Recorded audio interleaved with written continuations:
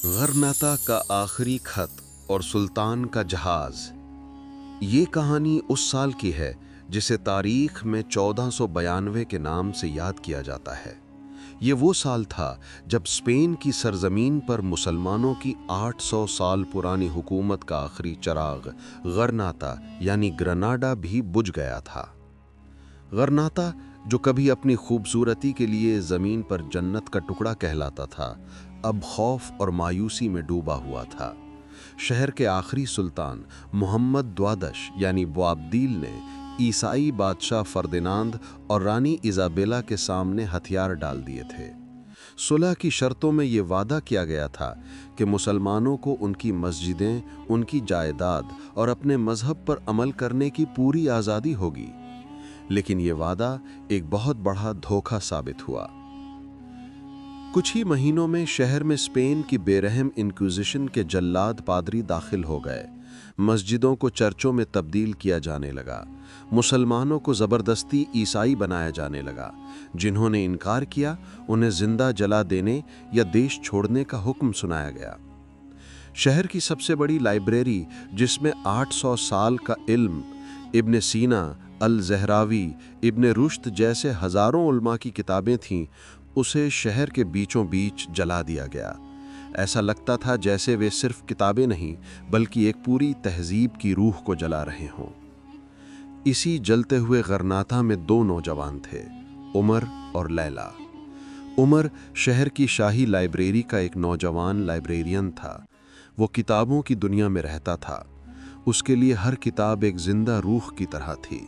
वो अपनी आंखों के सामने अपनी तहजीब को राख बनते देख रहा था और बेबस था। लैला शहर के सबसे बड़े हकीम की बेटी थी। उसने अपने वालिद से इल्म तिब सीखा था। वो जख्मों पर मरहम रखना जानती थी, लेकिन जो जख्म उसके शहर और उसके लोगों की रूह पर लग रहे थे, उसका कोई इलाज उसके पास नहीं था। एक रात जब शहर में इंक्विजिशन के सिपाही घर घर जाकर आलिमों और हकीमों को पकड़ रहे थे, उमर के उस्ताद लाइब्रेरी के बुजुर्ग निगरान ने उमर को बुलाया। उमर, उन्होंने कांपते हाथों से एक पुराना चमड़े से लिपटा हुआ संदूक उसकी तरफ बढ़ाते हुए कहा, इसमें हमारा सब कुछ है। उमर ने पूछा, ये क्या है उस्ताद? उस्ताद ने बताया, ये कल्बे कुर्तुबा है। इसमें कोई सोना चांदी नहीं बल्कि हमारी तहजीब के 100 सबसे नायाब और अहम मसूदा हैं।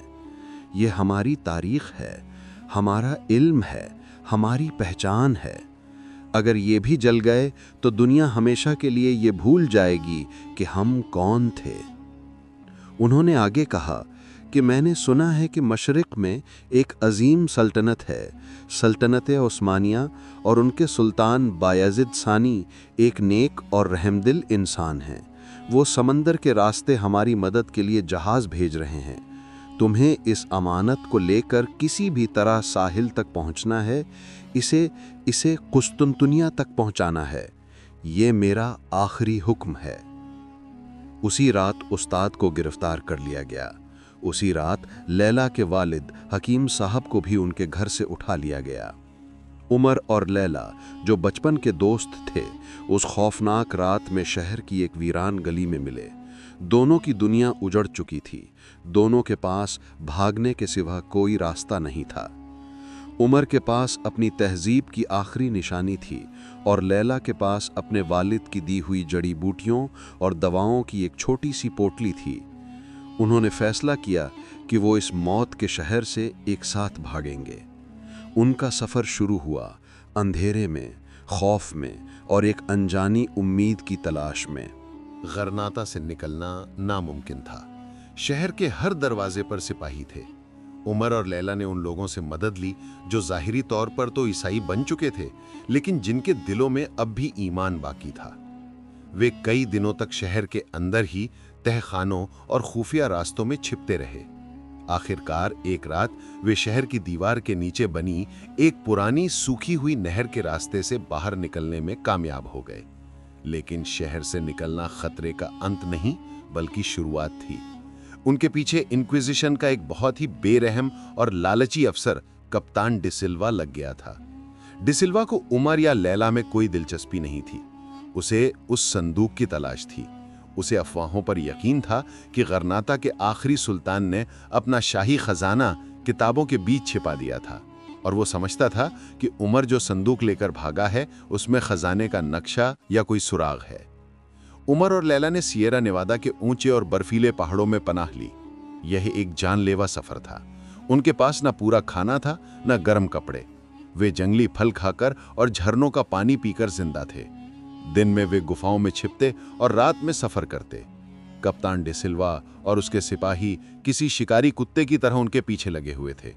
वो हर उस गांव में जुल्म करता जहां से उमर और लैला गुजरते, ताकि लोग डर के मारे उन्हें पनाह न दें। एक हफ्ते बाद वे एक छोटे से पहाड़ी गांव में पहुंचे, जहां एक किसान ने उन्हें अपनी झोंपड़ी में छिपा लिया। लेकिन उसी रात डिसिल्वा के सिपाही गांव में आ गए।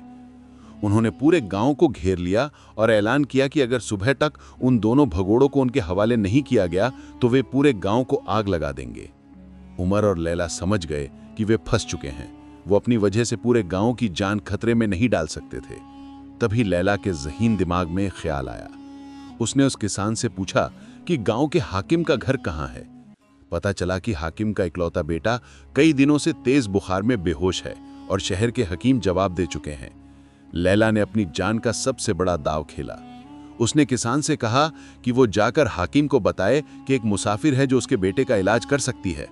पहले तो हाकिम ने यकीन नहीं किया, लेकिन जब उसे पता चला कि वो गरनाता के मशहूर हकीम की बेटी है तो वो मान गया। लैला को सिपाहियों के पहरे में हाकिम के घर ले जाया गया। उमर झोंपड़ी में ही छिपा रहा। उसका दिल डर और दुआ के बीच लटका हुआ था। लैला ने देखा कि लड़के को मेनिंजाइटिस यानी गर्दन तोड़ बुखार की अलामतें हैं। उसने अपनी जड़ी बूटियों से एक दवा तैयार की और बड़ी हिम्मत से उस लड़के का इलाज शुरू किया। पूरी रात गुजर गई। पूरा गांव और डिसिल्वा के सिपाही बाहर इंतजार कर रहे थे। सुबह होने से ठीक पहले उस लड़के ने आंखें खोल दी। उसका बुखार उतर चुका था। पूरे गांव में खुशी की लहर दौड़ गई। गांव का हाकिम लैला के पैरों में गिर पड़ा। उसने कहा, तुमने मेरे बेटे को नई जिंदगी दी है, मांगो, तुम क्या मांगती हो?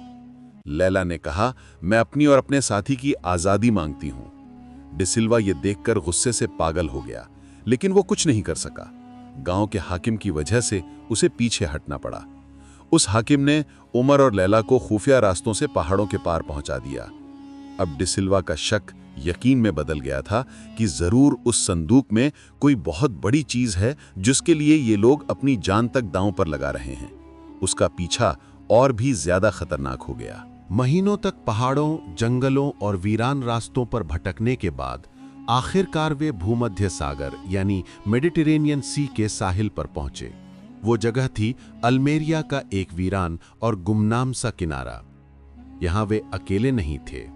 उनसे पहले ही सैकड़ों की तादाद में मुसलमान मर्द, औरतें और बच्चे वहां छिपे हुए थे। ये सब वो खुशनसीब या बदनसीब लोग थे जो इंक्विजिशन के जुल्म से बचकर भाग निकले थे। इन सब की आंखों में एक ही उम्मीद थी, एक ही इंतजार था, मशरिक से आने वाले उन जहाज़ों का जिनका जिक्र अब एक अफसाना बन चुका था, सुल्तान बायजीद के जहाज। लेकिन दिन हफ्तों में बदल गए और समंदर खामोश रहा। लोगों की उम्मीदें टूटने लगी थीं, खाना खत्म हो रहा था और बीमारियां फैल रही थीं। उमर ने अपनी किताबों के इल्म से लोगों को दिलासा देना शुरू किया और लैला अपनी जड़ी बूटियों से जख्मियों और बीमारों का इलाज करने लगी। लेकिन उनका सबसे बड़ा दुश्मन कप्तान डिसिल्वा भी उन तक पहुंच गया। एक सुबह जब साहिल पर धुंध छाई हुई थी, डिसिल्वा और उसके सिपाहियों ने उस पूरी जगह को चारों तरफ से घेर लिया। अब भागने का कोई रास्ता नहीं था। सामने गहरा समंदर था और पीछे मौत खड़ी थी। खेल खत्म उमर, डिसिल्वा ने कहकहा लगाते हुए कहा, अब वो संदूक और तुम सब मेरे हवाले हो। लोगों में भगदड़ मच गई। उमर और लैला ने उस कीमती संदूक को अपने बीच में रखा। उन्होंने आज तक जिस चीज को बचाया था, अब उसे अपनी आंखों के सामने लुटते हुए देखने वाले थे। उमर ने अपनी आंखें बंद कर लीं। उसने अपने उस्ताद से किया हुआ वादा टूटने का गम महसूस किया। तभी भीड़ में से किसी की चीख सुनाई दी, वो देखो! सबने अपनी नजरें समंदर की तरफ घुमाईं। धुंध के पर्दे के पीछे से कुछ बड़े बड़े साए उनकी तरफ बढ़ रहे थे। जैसे जैसे वो करीब आए, उन पर लगे हुए झंडे साफ नजर आने लगे। उन झंडों पर 3 चांद बने हुए थे। ये सल्तनत उस्मानिया का परचम था। एक पल के लिए किसी को अपनी आंखों पर यकीन नहीं आया, और फिर पूरा साहिल अल्लाहू अकबर के नारों से गूंज उठा। उम्मीद एक अफसाना नहीं थी, वो हकीकत बनकर उनके सामने आ गई थी। वो उस्मानी बेड़ा था जिसका सिपह सलार था एडमिरल कमाल रईस। डी सिल्वा और उसके सिपाही भी हैरान रह गए। उन्होंने कभी इतनी बड़ी और ताकतवर नेवी का सामना नहीं किया था। उस्मानी जहाज़ों से छोटी छोटी कश्तियां साहिल की तरफ आने लगीं, जिनमें सल्तनत के सबसे बहादुर सिपाही येनिचेरी सवार थे। साहिल पर एक जंग छिड़ गई। एक तरफ डी सिल्वा के सिपाही थे और दूसरी तरफ उस्मानी येनिचेरी और अपनी आखिरी सांसों से लड़ते हुए वो बेबस मुसलमान। इसी भगदड़ा शोर में डी सिल्वा ने आखिरी कोशिश की। वो खुद उमर और लैला की तरफ झपटा ताकि वो संदूक छीन सके। उमर कोई सिपाही नहीं था, उसने अपनी जिंदगी में कभी तलवार नहीं उठाई थी, लेकिन उस दिन उसने अपनी अक्ल को अपना हथियार बनाया। जैसे ही डी सिल्वा उसके पास पहुंचा, उमर उस संदूक को उठाकर समंदर की तरफ भागा, जैसे वो उसे पानी में फेंकने वाला हो। अगर मैं इसे हासिल नहीं कर सकता तो तुम भी नहीं कर पाओगे, वो चिल्लाया। डी सिल्वा का लालच उसकी अक्ल पर हावी हो गया। वो उस संदूक के पीछे भागा। ये एक जाल था। उमर उसे एक ऐसी जगह ले गया जहां रेत दलदली थी। डी सिल्वा के पैर रेत में धंस गए और इससे पहले कि वो संभल पाता, उस्मानी सिपाहियों ने उसे चारों तरफ से घेर लिया। उसकी जंग खत्म हो चुकी थी। उस दिन उस्मानी जहाजों पर सैकड़ों रोते बिलखते लेकिन जिंदा बच जाने वाले लोगों को सवार किया गया। उन्होंने आखिरी बार अपनी सरजमीन अंदलुस की तरफ देखा और उनकी आंखों से आंसू बह निकले। उन्होंने अपना घर खो दिया था, लेकिन वे अपनी जान और अपना ईमान बचाने में कामयाब हो गए थे। कई हफ्तों के सफर के बाद वो बेड़ा कुस्तुनतुनिया के साहिल पर लगा। उमर और लैला के लिए ये एक नई दुनिया थी, एक ऐसा शहर जो उनके अपने गरनाता से भी ज्यादा आलीशान था। यहाँ की अजान की आवाज में कोई खौफ नहीं, बल्कि एक शान थी। यहाँ के लोगों की आंखों में उनके लिए नफरत नहीं, बल्कि हमदर्दी थी। उमर और लैला को सुल्तान बायजीद सानी के दरबार में पेश किया गया। उमर ने कांपते हाथों से वो संदूक कल्बे कुर्तुबा सुल्तान के सामने पेश किया। सुल्तान आजम, उमर ने कहा, हम अपना मुल्क तो नहीं बचा पाए, लेकिन हम उसकी रूह को बचा कर ले आए हैं। सुल्तान बायजीद अपनी कुर्सी से उठे। उन्होंने उस संदूक को किसी खजाने की तरह नहीं, बल्कि एक मुकद्दस अमानत की तरह अपने हाथों में लिया। उनकी आंखों में आंसू थे। उन्होंने कहा, लोग फर्डिनैंड को एक अक्लमंद बादशाह कहते हैं जिसने अपनी सल्तनत को मजबूत किया, लेकिन वो कैसा अक्लमंद है जिसने अपनी सल्तनत के सबसे काबिल आलिमों, हकीमों और कारीगरों को बाहर निकालकर खुद को गरीब कर लिया। आज से तुम्हारी तहजीब हमारी तहजीब है और तुम्हारा इल्म हमारा इल्म। ये सल्तनत तुम्हारा नया घर है।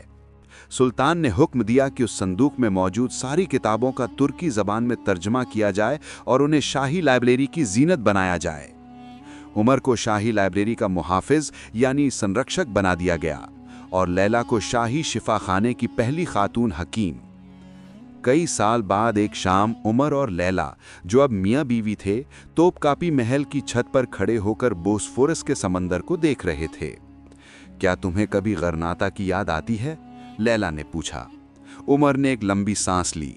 गरनाता अब सिर्फ एक याद नहीं है लैला, उसने जवाब दिया। देखो, उसने उन किताबों की तरफ इशारा किया जो अब महल की लाइब्रेरी में महफूज थीं। उसने उन शिफाखानों की तरफ इशारा किया जहां अब नए हकीम अंदलुस की इल्म से लोगों का इलाज कर रहे थे। उसने उन कारीगरों की तरफ इशारा किया जो अब कुस्तुनतुनिया में गरनाता जैसी नक्काशी कर रहे थे। गरनाता मरा नहीं है लैला, उसने बस अपना घर बदल लिया है। उन्होंने अपना वतन खो दिया था, लेकिन उन्होंने उसकी रूह को मरने नहीं दिया था, और यही उनकी सबसे बड़ी जीत थी।